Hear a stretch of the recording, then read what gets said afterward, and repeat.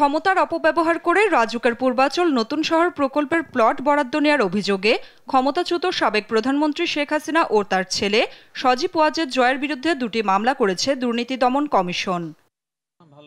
মঙ্গলবার দুপুরে এক ব্রিফিংয়ে এ তথ্য জানান দুর্নীতি দমন কমিশনের মহাপরিচালক আক্তার হোসেন। তিনি বলেন, মামলায় জাতীয় গৃহায়ণ কর্তৃপক্ষ এবং রাজুকের 23 কর্মকর্তার সংশ্লিষ্টতা রয়েছে।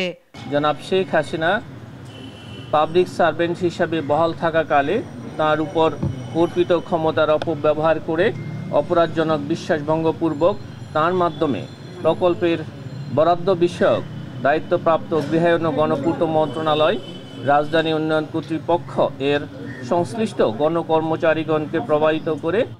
তিনি আরও বলেন, অনুসন্ধানে শেখ হাসিনা প্রধানমন্ত্রী হিসেবে ক্ষমতার অপব্যবহার করে পূর্বাচল প্রকল্পের কূটনৈতিক এলাকায় ২৭ নম্বর সেক্টরের ২০৩ নম্বর রাস্তার প্লটটি নিজের নামে বরাদ্দ নেন বলে প্রমাণ পেয়েছে দুদক। শেখ হাসিনার নামে বরাদ্দ প্রদান ও প্লটের বাস্তব দখল গ্রহণ করার অপরাধে দণ্ডবিধির সংশ্লিষ্ট ধারা এবং দুর্নীতি প্রতিরোধ আইন ১৯৪৭-এর ৫-২ ধারায় আজ একটি মামলা রুজু হয়েছে।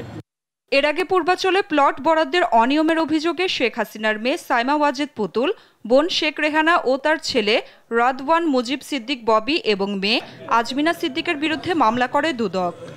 বিডি ৪, ৫, ৬, নাফিয়া ফারজানা, দেশ টিভি, ঢাকা।